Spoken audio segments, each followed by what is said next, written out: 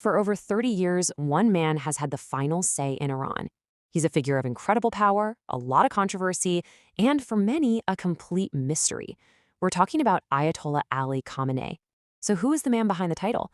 In this explainer, we're going to peel back the layers on one of the world's longest reigning leaders. To really get a sense of just how much influence this one man has, our source kicks things off with a pretty dramatic thought experiment. This isn't a news headline. Instead, it's a look into a potential future. A future that completely pivots on him. Just imagine it for a second. A massive, coordinated military strike happens. Suddenly, all communications are cut. An entire nation of 88 million people just goes dark. The rest of the world can only wait and wonder. This is the kind of high-stakes scenario that surrounds the man at the very center of it all. So, to understand why a future like that is even something people write about, we need to go back, way back. Before he was the supreme leader, before he had all this power, we need to look at who Ali Khamenei was.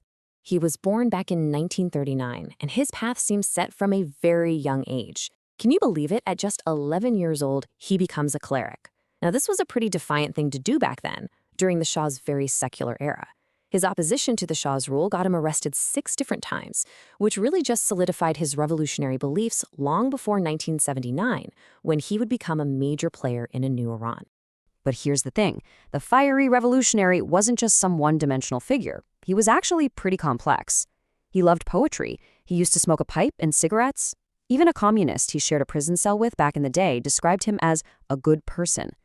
These little details give us a glimpse of the man he was before he became this larger-than-life myth. You know, the early years of the revolution were incredibly dangerous. And in 1981, that danger became very, very real for him. A bomb hidden inside a tape recorder exploded right in front of him. He survived, but his right arm was permanently paralyzed. That physical scar would become this powerful symbol of his dedication to the cause. But his path to ultimate power was anything but a straight line. After surviving that attack, he served as president during the long and brutal Iran-Iraq War. And that's when he built these really strong connections with the Islamic Revolutionary Guard Corps, the IRGC.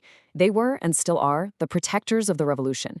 And yet, when he was chosen to be the next supreme leader in 1989, it was a total shock to a lot of people. He didn't really have the religious credentials, but you know what he did have? The right friends in the right places. So once he's in charge, how does he actually use all this power? Well, his entire time as leader can pretty much be broken down into 5 key areas that have defined not just modern Iran, but its place in the world today. His strategy was, well, a masterclass in ambiguity. On one hand, he pushed for a nuclear program, but always insisted it was for peaceful purposes. He even issued a religious ruling against nuclear weapons. He also took the IRGC and turned it into this powerhouse, a kind of state within a state that has huge economic and military clout. And through a whole network of proxy forces, he's projected Iran's power all across the Middle East. And this brings us to one of the biggest contradictions of his entire rule: the man himself versus the office he holds. The official image you see is one of a simple, spiritual leader. Simple clothes, simple food. But then you have reports of a totally different reality. A massive, 50-building compound, a staff of 500 people, even sightings of him in a BMW. It's a pretty stark contrast, right? It really makes you question the nature of power and image in Iran. Now, his family life is kept very, very private. But what we do know suggests that power is a family affair. His sons, for example, married into other powerful families, which helps lock in alliances. But the most incredible detail, the dissent that comes from inside his own family. His own sister, Badri, actually became a vocal critic of his rule, which is a pretty powerful symbol of the cracks within the system. His health has always been a state secret, but rumors about it have shaken the regime to its core more than once. On at least 3 separate occasions, reports of serious health problems have kicked off this intense speculation about what an Iran after Khamenei would even look like. And that is a future that remains incredibly uncertain. Okay, to really get a handle on his authority, you have to understand this one word: fatwa. So, what is it? It's much more than just a religious opinion. When the supreme leader issues a fatwa, it essentially becomes law. It can shape everything from foreign policy to the day-to-day lives of ordinary Iranians. And if you look at his fatwas, they give you this fascinating peek into how he thinks strategically. He banned a controversial ritual because he thought it made Shia Islam look bad.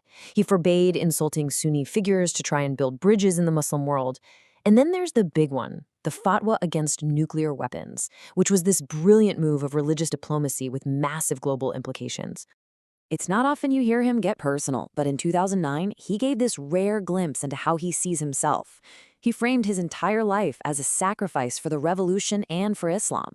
That's been a core part of his public image, and it's a huge reason why his supporters are so loyal.